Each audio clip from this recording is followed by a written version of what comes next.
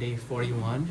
So let's begin with historic returns on risky portfolios.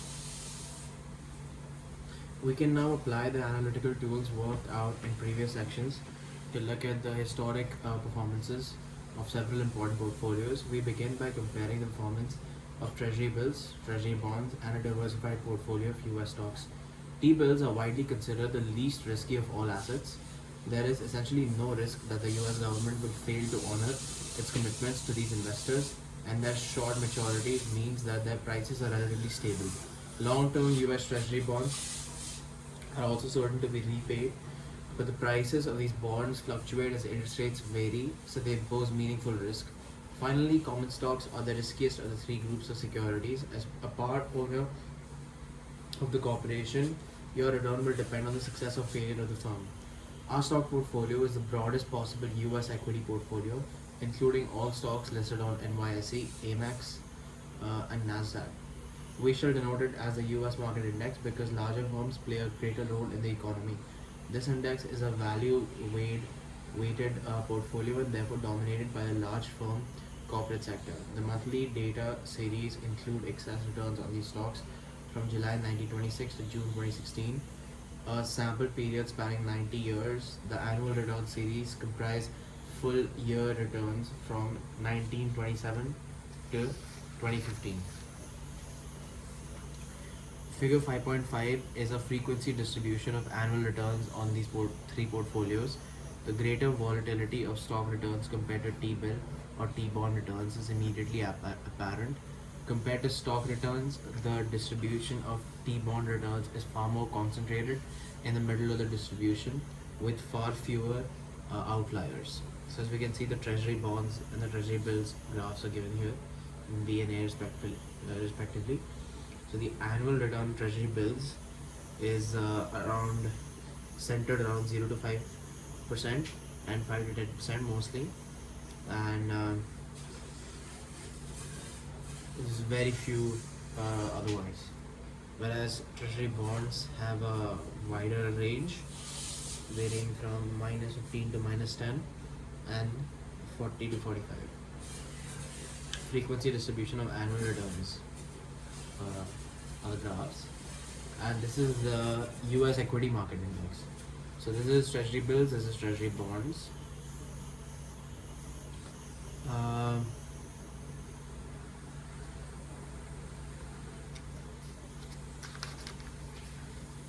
yeah, okay.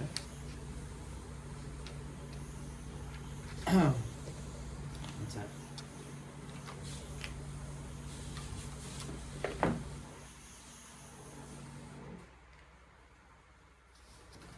The distribution of T-bill returns is even tighter. More to the point, the spread of the T-bill distribution does not reflect risk but rather changes in the risk-free rate over time. Anyone buying a T-bill knows exactly what the nominal return will be, and when the bill matures, so variation in the return is not a reflection of the risk over that short holding period.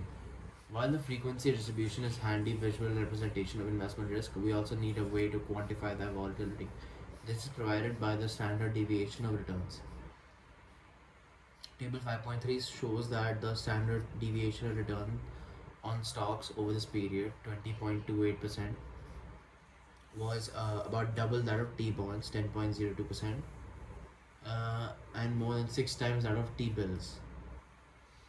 Uh, of course, that greater risk brought with it greater reward. The excess return on stocks, that is, the return in excess of T bill rate, averaged 8.3% per year, providing a generous risk premium to equity investors. Table 5.3 uses a fairly long sample period to estimate the average level of risk and reward. While averages may well be useful indications of what we might expect going forward, we nevertheless should expect both risk and expected return to fluctuate over time.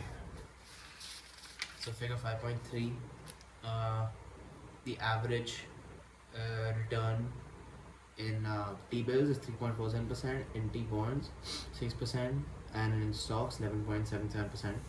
Risk premium, so T bills is the risk free rate, T bonds is a risk free rate plus 2.53% is the return they're getting extra. As we can see, 6 minus 3.47 equals to 2.53. Same goes for this. Stocks, the risk premium is 8.3, which is equal to 11.77 minus 3.47. And then we have the standard deviation, so 3.13 is the standard deviation for that. 10.02% standard deviation for the T bonds, and 20.28 is the standard deviation for the stocks. Maximum return is 40.71 for T bills, 40.36 for T bonds, and 57.53% for stocks.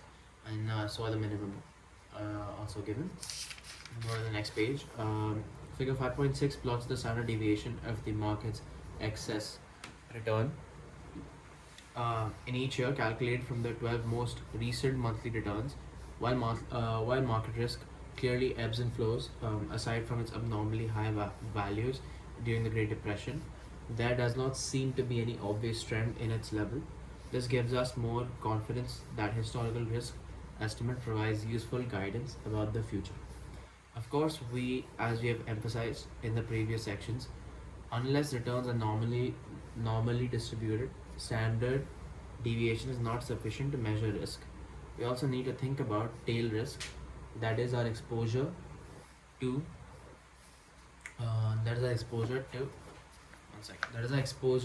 unlikely but very large outcomes in the left tail or the probability distributions. Figure 5.7 provides some evidence of this exposure. It shows a frequency distribution of monthly excess returns on the market index since 1926. The first bar in each set shows the historical frequency of excess returns falling within each range, while the second bar shows the frequencies that we would observe if these returns followed a normal distribution with the same mean and variance as the actual empirical distribution.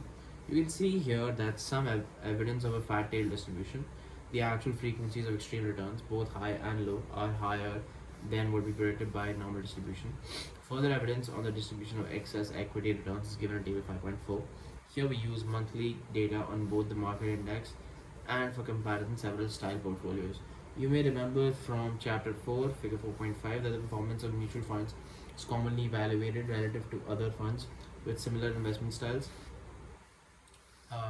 Style is defined along two dimensions: size and value versus growth.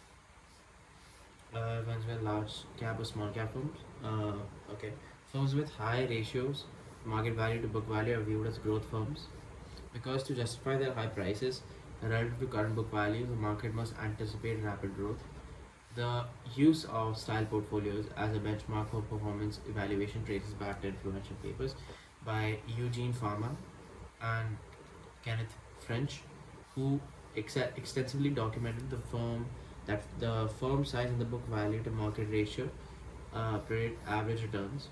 These patterns have since been corroborated in stock exchanges around the world. High book to market BM ratio is interpreted as an indication that the value of the firm is driven primarily by assets already in place rather than prospect of high future growth. These are called value firms. In contrast, a low book to market ratio is typical of firms whose market value derives mostly from ample growth opportunities.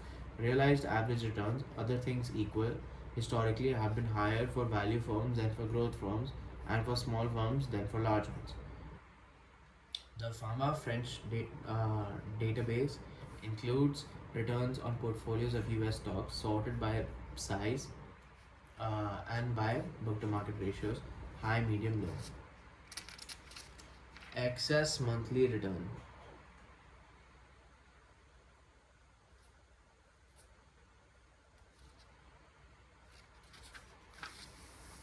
Following the Fama French classification, we dropped the medium book to market portfolios and identify firms ranked in the top 30% of book to market ratios as value firms and firms ranked bottom 30% as growth firms.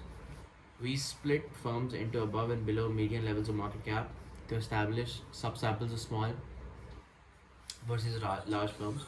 We thus obtained four comparison portfolios: big growth, big value, small growth, small value. Table 5.4 panel A presents Results using monthly data for full sample period July 1926 to June 2016. Two top lines, the top two lines show the annualized average excess return and standard deviation of each portfolio. The broad market index outperformed T-bills by an average of 8.3% per year, with a standard deviation of 18.64%, resulting in a Sharpe ratio, third line, of 8.3 by 18.64, uh, which is equal to 0.45. In line with the Farmer French analysis, small value firms had the highest average excess return and the best risk return trade off with a Sharpe ratio of 0.55.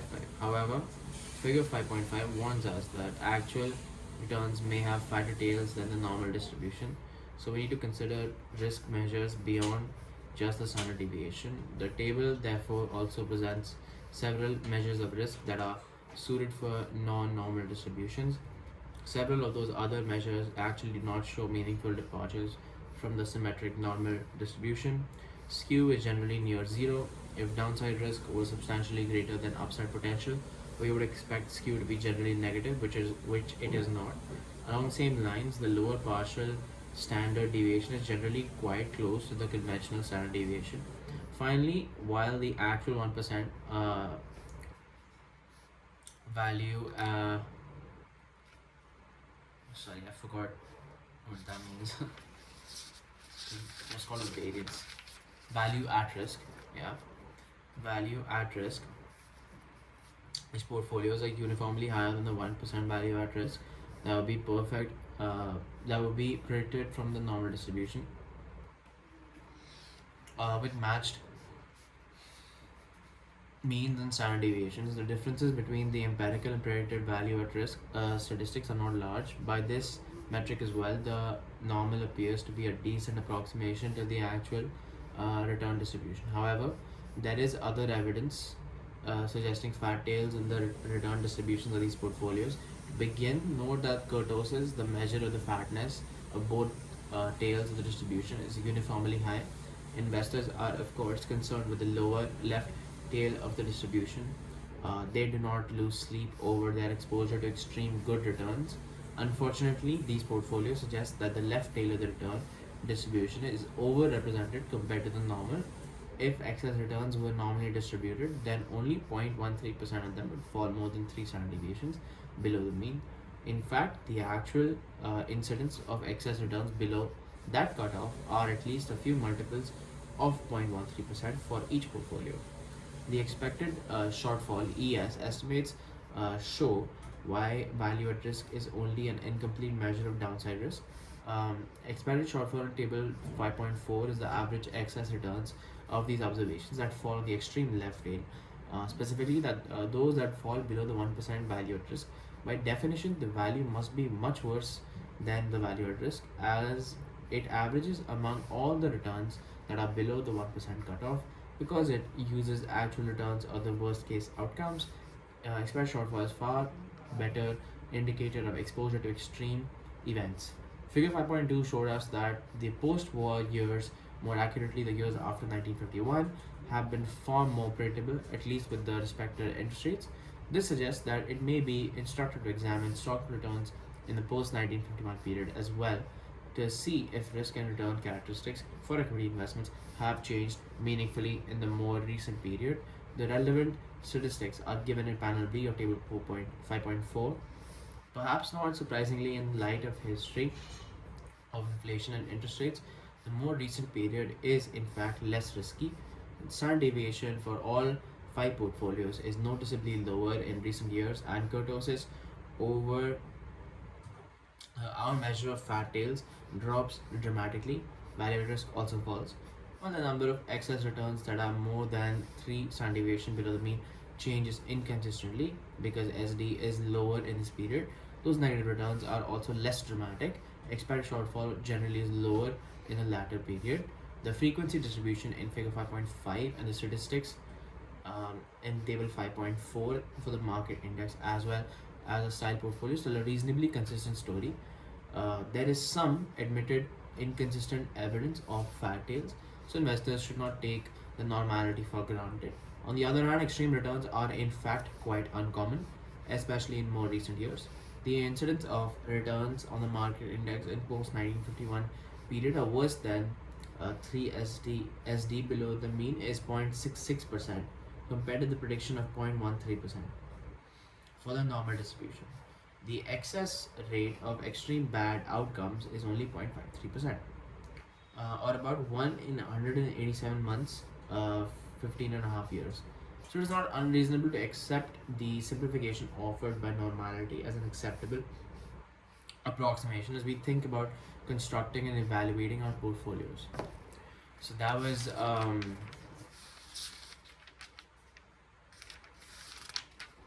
the historic returns on risky portfolios as we study 5.8, and that'll be all for today. Thank you.